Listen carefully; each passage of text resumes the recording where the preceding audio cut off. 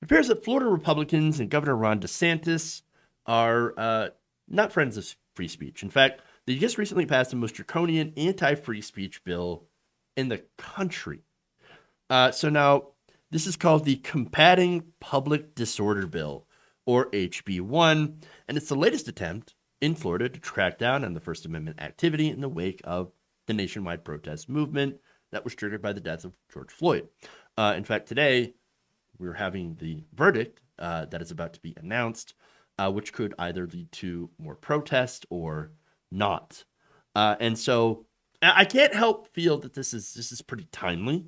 Now, Florida's bill, as with those introduced in the 45 states this year, have been widely criticized by civil liberties groups who fear that the law will be used to disproportionately criminalize black-led protests against police brutality, which I guess is kind of the point. Um, oh, you didn't know Republicans don't actually like free speech? That they're really, really selective on who they believe should get free speech? Weird. Surprise. I mean, I'm not surprised, but I guess some people are. Now, during the press conference, he called this the quote, strongest anti rioting pro law enforcement piece of legislation in the country. There's nothing even close.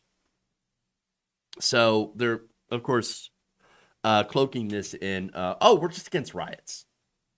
Well, what's a riot? Well, in this bill, apparently a gathering of over 3 people. It's so ridiculous. Now, I'm actually kind of shocked, by the way, that he could go and make an announcement with the boot all the way down his throat. It's really interesting. So let me give you some details about this, okay? Now, the bill would actually criminalize protest in several different ways. One of them would actually prevent local governments from taking steps to defund the police by making them liable for damage that occurs during protest, which does happen. It could happen from protesters. It could happen from outside agitators that could come in and smash windows. And so that could be an issue. Obviously, in the state of Florida, DeSantis said, we're not going to do that under my leadership, but if the local government were to do that, that would be catastrophic and have terrible consequences for their citizens. And so this bill actually prevents local governments from defunding law enforcement. So again, what happened to local control? What happened to small government? Weird. Interesting. He added that local officials could also be held liable if damage occurred after they gave stand down orders to police. He said that that is a dereliction of duty. So the result of this, in my opinion, is going to encourage more violence. In a lot of BLM protests, the people who started the violence were actually the police. I know, right? They would advance on protesters' positions, prompting a response. What this bill now does is it encourages cops to continue escalating the situation and not letting the protest die down. That's actually going to do more to inflame tension between these people, which of course guarantees that police will be even more aggressive in clamping down, which will cause, of course, more anti-police sentiment.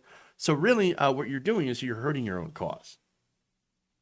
But it gets worse. Florida's new law also creates civil immunity for people who drive into crowds of protesters, meaning that the people who drive into crowds of protesters would not be sued for damages if they are hurt or killed, as long as the driver claims self-defense. They could still face criminal charges. However, they would have civil immunity. Great. So you could theoretically drive into a group of protesters and say, I was defending myself, and get civil immunity if the people that you drove over died or got hurt. Vice also explains that this comes at an interesting time after an alarming surge of vehicle ramming attacks against protesters across the country. Between May and October of 2020, there were over 100 incidents of drivers going into crowds of protesters, about half of which were confirmed to be intentional, not accidental, according to research by Ari Weil, a terrorism researcher at the University of Chicago's Chicago Project on Security and Threats. So there you go.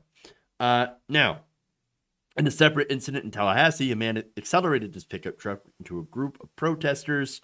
And by the way, at least 8 of those ramming attacks took place in Florida. For example, a man drove his car into a small group of protesters near downtown Gainesville and then pointed a gun at them last May.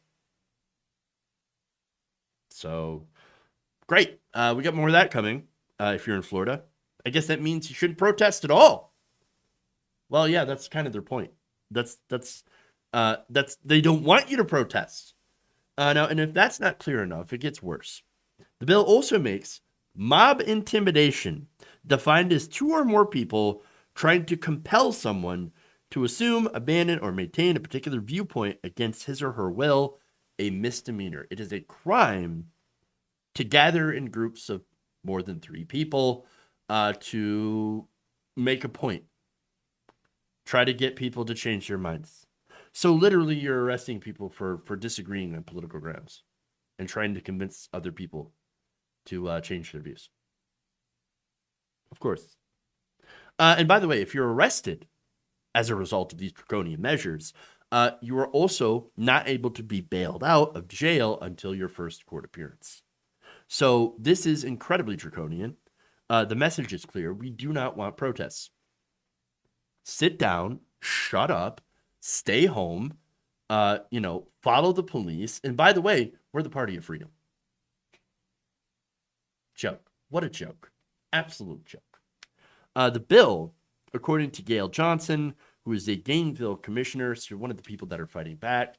So you've got civil liberties groups and Democrats that are pushing back against this, saying, quote, "This bill is a direct effort to silence the movement for Black lives and the uprisings last summer that follows the police killing of George Floyd. It keeps no one safe and undercuts our liberty." Right? I remember Jim Jordan ranting about how the mask mandates and the lockdown, well, our liberty, when are we going to get our liberty back? Well, Black people never had their liberty. When are they ever going to get their liberty from the police, from police killings? That's a good question. But here's the thing. They don't want to fix this system. The actual causes of the protests and sometimes riots is because they don't see anything wrong with police killing Black people and beating up old ladies. It's what they do. And so for them, for Republicans, for Ron DeSantis, if it ain't broke, don't fix it.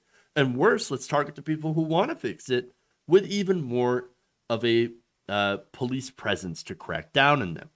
Republicans talk a great game about liberty and free speech, but in reality, they're using the cover of trying to stop riots in order to erode free speech, as long as it's speech that they don't like. It is absolutely disgusting, and Florida is not alone in trying to criminalize protests. In fact, in Minnesota, a Republican lawmaker has introduced a bill that would withhold student financial aid from anyone who is convicted of a protest-related crime. The bill also proposes withholding other types of state-funded aid, food stamps, rent assistance, and unemployment. We all know, of course, who that targets the most. Okay? No. If you want to protest, you need to be rich, and you need to be right-wing, and you need to be carrying guns and complaining about big government and masks. If you're that kind of protester, we love you. We're going to help you out. We're going to be on your side as police officers because you're our kind of protester.